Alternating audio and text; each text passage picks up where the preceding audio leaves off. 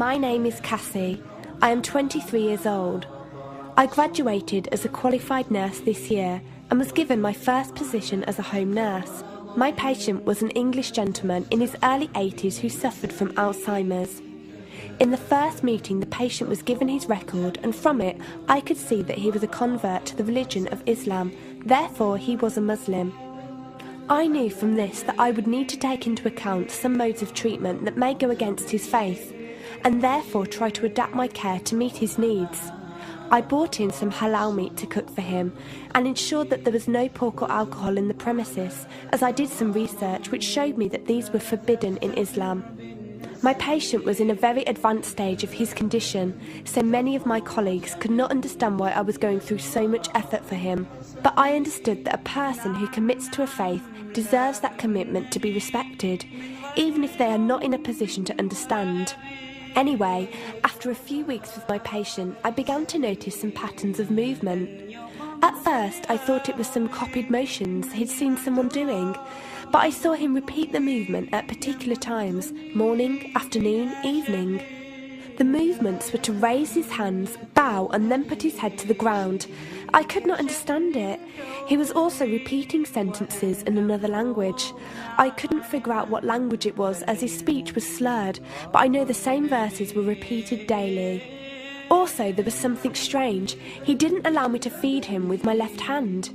Somehow I knew this linked to his religion, but didn't know how. One of my colleagues told me about Pal Talk as a place for debates and discussions. As I did not know any Muslims except for my patient, I thought it would be good to speak to someone live and ask questions. I went on the Islam section and entered the room True Message. Here I asked questions regarding the repeated movements and was told that these were the actions of prayer. I did not really believe it until someone posted a link on the Islamic prayer on YouTube. I was shocked. A man who has lost all memory of his children, of his occupation, and could barely eat and drink, was able to remember not only actions of prayer, but verses that were in another language. This was nothing short of incredible, and I knew that this man was devout in his faith, which made me want to learn more in order to care for him the best I could. I came into the Pal Talk room as often as I could, and was given a link to read the translation of the Quran and listen to it. The chapter of the bee gave me chills, and I repeated it several times a day. I saved a recording of the Quran on my iPod and gave it to my patient to listen to. He was smiling and crying, and in reading the translation I could see why. I applied what I gained from Pal Talk to care for my patient, but gradually found myself coming to the room to find answers for myself. I never really took the time to look at my life. I never knew my father. My mother died when I was 3. Me and my brother were raised by our grandparents who died 4 years ago, so now it's just the two of us. But despite all this loss, I always thought I was happy, content. It was only after spending time with my patient that I felt like I was missing something. I was missing that sense of peace and tranquility my patient, even through suffering, felt. I wanted that sense of belonging and a part of something that he felt, even with no one around him. I was given a list of mosques in my area by a lady on Pal Talk and went down to visit one. I watched the prayer and could not hold back my tears. I felt drawn to the mosque every day, and the imam and his wife would give me books and tapes to welcome any questions I had. Every question I asked at the mosque and on Pal Talk was answered with such clarity and depth that could do nothing but accept them. I have never practiced a faith, but always believed that there was a God. I just did not know how to worship him.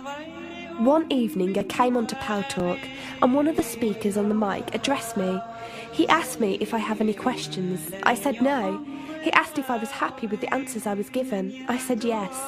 He then asked what was stopping me accepting Islam. I could not answer. I went to the mosque to watch the dawn prayer. The imam asked me the same question. I could not answer. I then went to tend to my patient. I was feeding him, and as I looked into his eyes, I just realised he was brought to me for a reason, and the only thing stopping me from accepting was fear. Not fear in the sense of something bad, but fear of accepting something good and thinking that I was not worthy like this man. That afternoon I went to the mosque and asked the imam if I could say my declaration of faith, the Shahada. There is no God except Allah. Muhammad is Allah's messenger. He helped me through it and guided me through what I needed to do next. I cannot explain the feeling I felt when I said it. It was like someone woke me up from sleep and sees everything more clearly. The feeling was overwhelming joy, clarity, and most of all, peace. The first person I told was not my brother, but my patient. I went to him, and before I even opened my mouth, he cried and smiled at me. I broke down in front of him. I owed him so much. I came home and logged onto Paltalk and repeated the Shahada for the room. They all helped me so much, and even though I had never seen a single one of them, they felt closer to me than my own brother. I did eventually call my brother to tell him, and although he wasn't happy, he supported me and said he would be there. I couldn't ask for any more. After my first week as a Muslim, my patient passed away in his sleep while I was caring for him. Inna lillahi wa inna ilaihi raji'un. He died a peaceful death, and I was the only person with him. He was like the father I never had, and he was my doorway to Islam.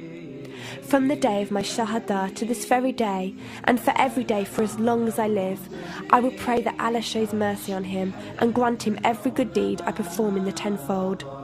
I loved him for the sake of Allah, and I pray each night to become an atom's weight of the Muslim he was. Islam is a religion with an open door. It is there for those who want to enter it. Verily, Allah is the most merciful, most kind.